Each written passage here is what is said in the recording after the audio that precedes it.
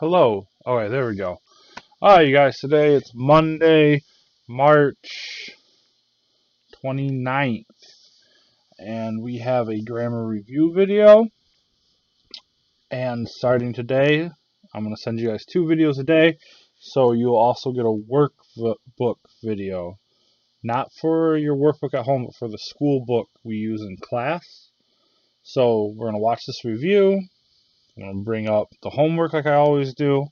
And then on top of that, I'll send you another video with classwork from our book from class, our school books. Okay?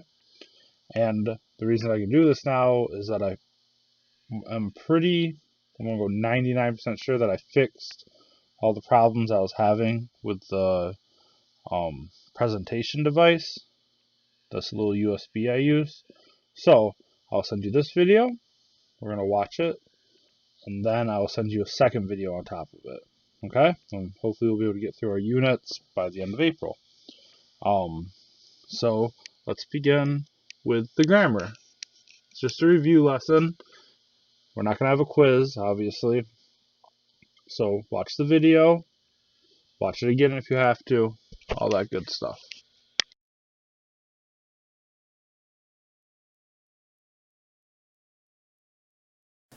Welcome back. You are now on Lesson 11. And in Lesson 11, we will be reviewing everything that you've learned in Lessons 1 through 10. Then I will share with you just a little bit of new information.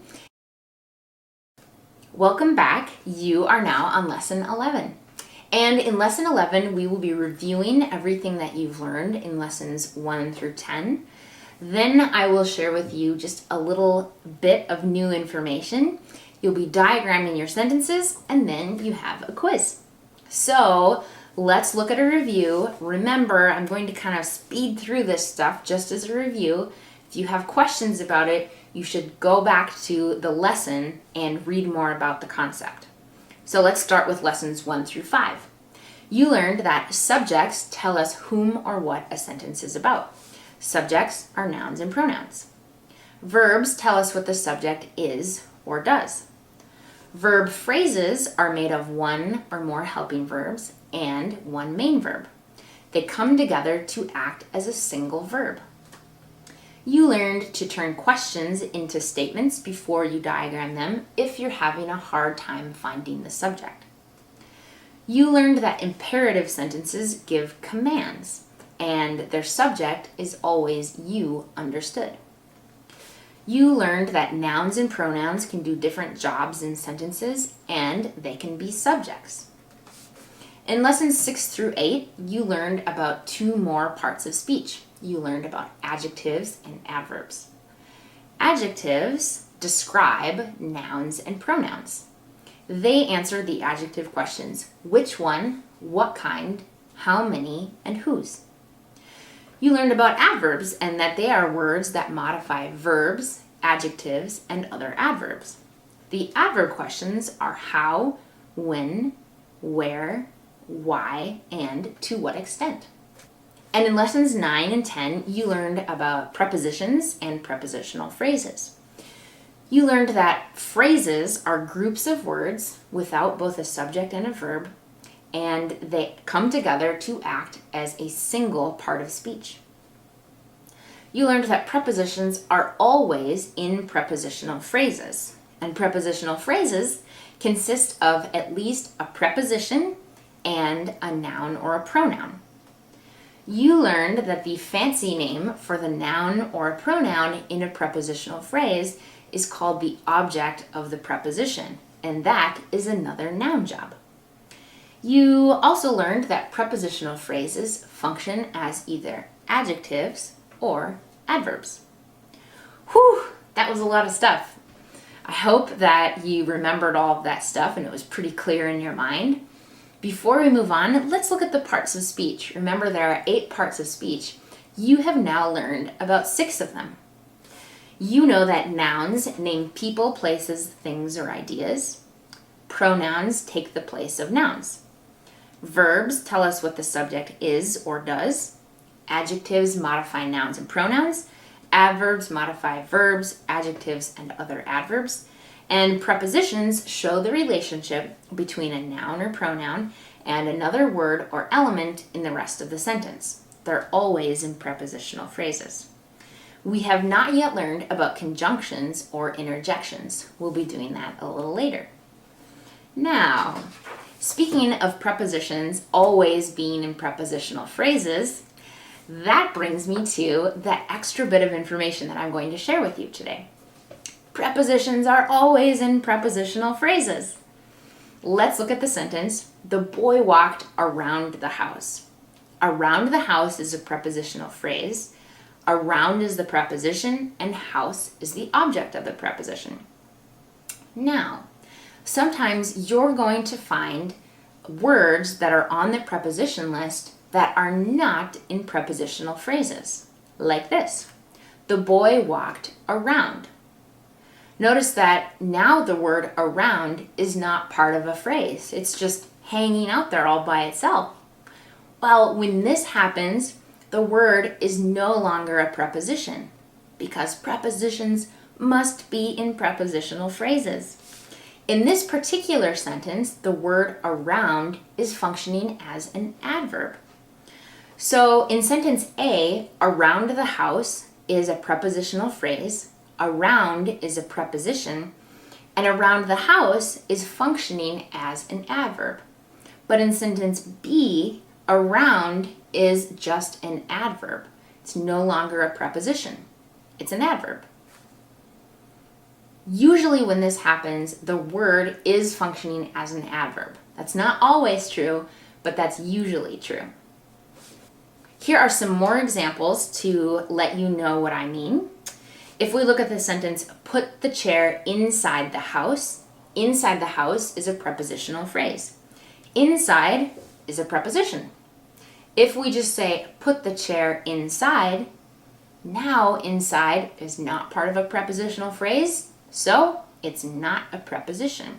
It is an adverb in that sentence. And let's look at one more example. If we say, look around the house is a prepositional phrase. It starts with the preposition around and it ends with the noun house. So around is a preposition. If we just say, look around, now the word around is an adverb. It's not a preposition anymore because it's not in a prepositional phrase. So, hope I've drilled that into your minds. Prepositions must be in prepositional phrases. Good, now you know that. So, you are ready to diagram your sentences, and in this lesson, I've provided some extra sentences for you to diagram. Because our sentences are starting to get more complicated, we have more words in them, and so it's better to have more practice diagramming them. So you will find after your fifth sentence with the little chart, I've just written down 5 more sentences for you to diagram. You can just do that on a separate sheet of paper.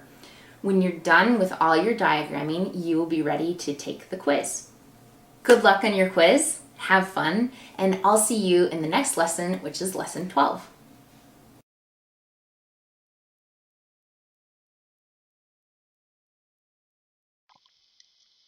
Okay, just checking my mic.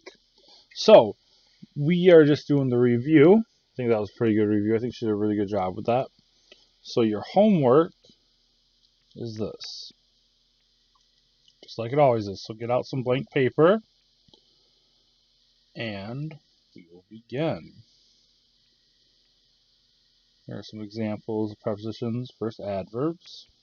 I think she did a good job showing us that. So let's come in here. I'll make this a little bigger so we can read it.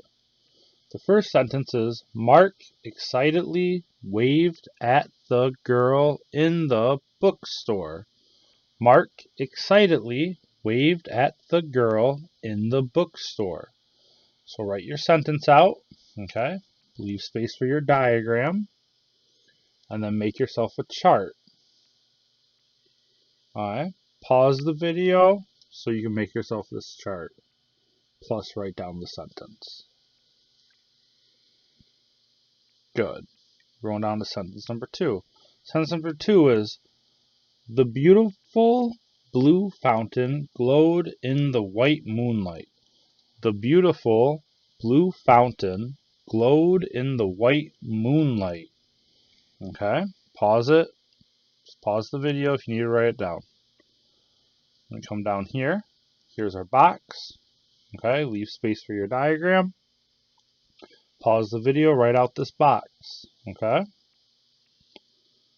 The next sentence. May I run to the store? May I run to the store?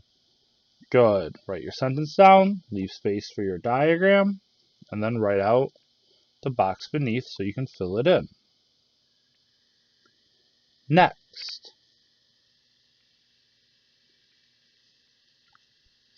The little puppy pranced around the yard. The little puppy pranced around the yard. Now, real quick, prance is kind of like a light hopping, like an excited jumping. Okay, prancing's kind of like almost like skipping, prancing around, feeling good. That's what pranced means. Okay, you can also look that up if you would like on your phones. So the sentence is, the little puppy pranced around the yard. Write it down, leave space for your diagram, pause if you need to. Make your box, again, pause if you need to. Okay? And sentence number 5. Jerry might have walked inside. Jerry might have walked inside. Write it out. Leave a space. Make your box. Okay? That's all you have for homework. I'm not going to give you the 5 to do on a separate piece of paper. I mean, if you really want to, actually, you know what? I will. Here are 5 more sentences that you can practice diagramming, if you would like, on your pieces of paper. The cute gray kitten meowed at me. Katya walked to the dog park with her dog. After dinner, we walked around the block. Humpty Dumpty sat on a wall. The doctor very skillfully operated on the sick patient. So those will be some extras you can diagram if you would like. As always, you can always go back on the video and pause it to fill all this out. Okay? Good luck. I'm going to be sending you guys a second video with workbook stuff from our class book, okay? And obviously just keep working on the stuff that we were talking about, work keys. If you're in ESL 4, you can also do your Burlington, your at-home workbook, some reading, and please watch some TV in English. It'll be good for you, I promise. And I will send you that next video. I'm about to make it. Hope everybody is doing very well.